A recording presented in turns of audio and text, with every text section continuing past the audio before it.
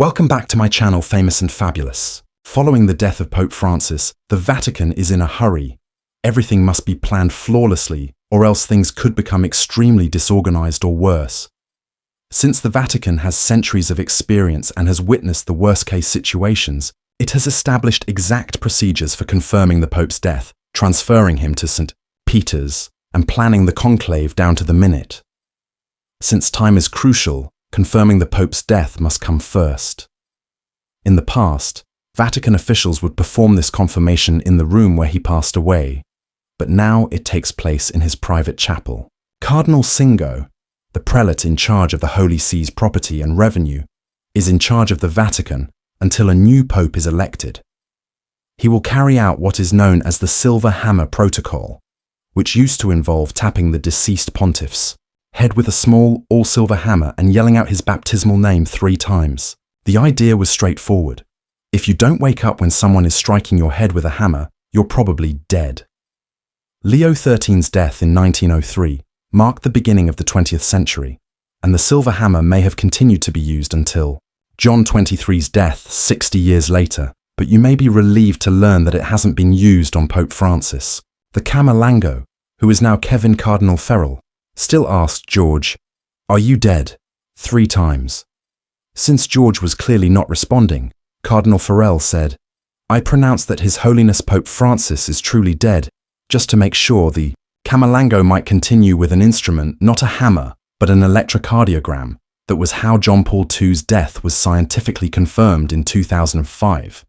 With his death confirmed, Pope Francis's body was placed in an open coffin right away, although this is a recent change. Are you old enough to remember John Paul II's funeral? You would have seen his body. It was placed in an elevated bier called a canaletto, or deathbed. Pope Benedict XVI was placed on one too, but Pope Francis changed that idea in November of 2024. More on that soon. For now, the Camerino and his men immediately sealed the Apostolic Palace and began to take care of the Pope's property to secure it from theft. This tradition dates back to older times when there was a much higher risk of someone stealing the deceased Pope's property than there is now. However, some items are purposefully destroyed to preserve the integrity of the Pope's office. The fisherman's ring would have been the first thing to go, as you can see. This was what it looked like before Francis had a unique ring, as all popes did before him, and it was used to seal official documents. Although it may not seem like much today, official seals were essential in the past to give documents legitimacy, and the Vatican still follows this custom. When Benedict XVI abdicated in 2013, his ring wasn't smashed in, but instead conveniently broke up in the shape of a cross. Nevertheless, Cardinal Farrell destroyed the ring in front of other high-ranking cardinals to stop forgeries until recently, when it was destroyed by the same silver hammer that was used to tap dead popes on the head. It helps to have witnesses that can say, "This ring was indeed destroyed. Any documents sealed in that pattern from here on out are known forgeries." The lead seal of the Pope was also destroyed. All other property is donated, archived, or in extremely unusual cases given to the Pope's heirs, after seeing to the security of the deceased's body and vital items. It's time for the Vatican to prepare for the public mourning period, but not all popes wanted to do this in the same way. Typically, the Pope's body is involved. The best modern example is John XXIII, who was embalmed with formalin, a solution of vermaldehyde containing methanol. When his body was exhumed in 2001, it was remarkably well preserved. Then Cardinal Virgilio Noy said at the time that it looked like he had only died yesterday. Embalming is not necessary, though. John Paul II chose not to be involved for Francis. It will depend on his personal preference. What will be necessary is the presence of the Swiss guards who will accompany the Pope on his final journey from the Apostolic Palace to St. Peter's Basilica. The Swiss guards have been protecting the popes since Julius II requested their presence in 1506. That doesn't stop in death. The guards stand with their spikes and heavy armor protecting the Pope's body all day and night. This devotion to duty was seen very recently when the Swiss guards refused to leave Benedict XVI side after the lights in St. Peter's were ordered to be turned off. They probably remembered 1527, when 147 Swiss guards laid down their lives to protect Pope Clement VII from 20,000 attackers in the employment of Holy Roman Emperor Charles V. You can bet that they'll stay by Francis's side during these days too, but where exactly will he be until, very recently, there were 3 different coffins, used ones of cypress, lead, and oak. But the famously modest Francis thought this was too extravagant, so his body was placed in a simple wooden coffin lined with zinc and will be displayed to the public.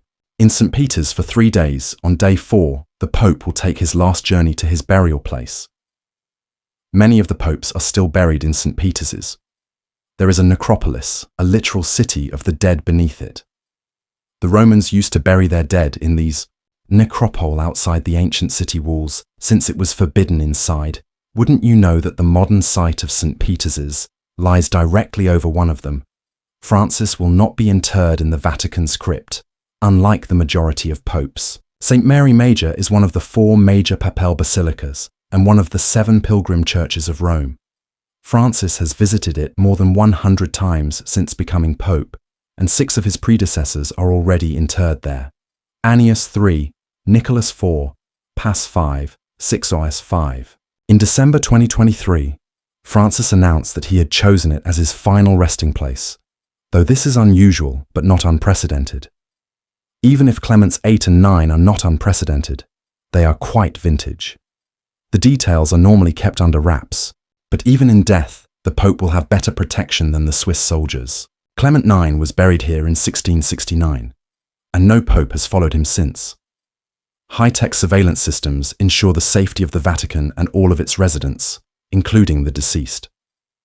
Pope Francis will be buried in the proper manner, but the Vatican will move on to a much less certain matter, selecting his successor. 3 years after Clement VI's death in 1268, the cardinals met in the remote village of Bobbio to choose his successor. The villagers quickly became irate because the process was taking too long, and they had to take drastic measures to persuade the cardinals to make a decision, such as providing them with only bread and water, or even tearing off their building's roof so they would have to contend with the weather.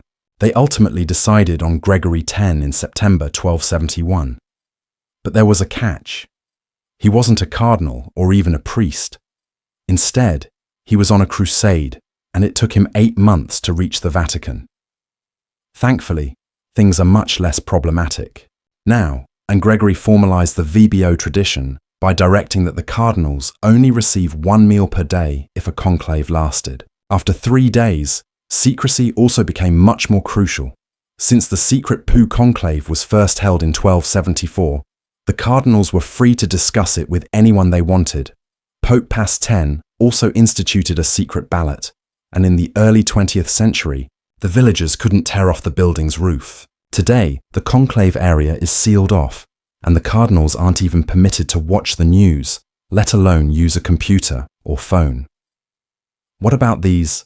How long might we have to wait to see the white smoke? The Vatican installed Faraday cages and vehicles with jammers during the last conclave in 2013 to stop signals from getting through. There will likely be more jammers now to prevent the presence of intrusive drones. These measures may seem a bit drastic, but they have proven effective. This time it just took 1 day, from March 12 to March 13th, for the conclave to elect Pope Francis. A candidate will be elected if he receives a 2/3 majority from the College of Cardinals, which may be easier than it was between 1268 and 1271, because the new pope will be one of them, though it is not necessary. Benedict XVI's conclave in 2005 also only lasted 1 day, from April 18 to 19. Even though the cardinal electors know one another, there will still be a lot of black smoke like this. Pope Francis was elected after 5 ballots, and the Vatican signaled that there was no new pope yet 4 times before that. How does the black smoke get its color? The last pope not to come from the college was Urban VI in 1378. It's usually made of tiny bits of carbon, while the white smoke that signals the arrival of a new pope is made of things like water vapor fuel, vapor, or mineral ash. But what happens before that white smoke comes out? The College of Cardinals will ask the winning candidate if he accepts his election. If yes, he will be asked to assume the papal name. Then the white smoke will go into the air. The newly elected Pope will dress in the typical white vestments behind. The scenes meanwhile, the senior cardinal deacon will appear on the balcony of St. Peter's, declaring we have a Pope. Then the new Pope will make his public debut on the balcony and address the crowd below. After the public address, the Pope will go back inside and talk to the College of Cardinals, thanking it for its service and formally disbanding the conclave. The new Pope will choose a date shortly after his election. This was once a solemn occasion with elaborate coronation rituals that hasn't been the case in a while, though. Popes John Paul I, John Paul II, Benedict XVI and Francis didn't want such PP and decided on modest inauguration ceremonies. Instead, do you think that will continue with the next Pope? Or might we see something grander for now?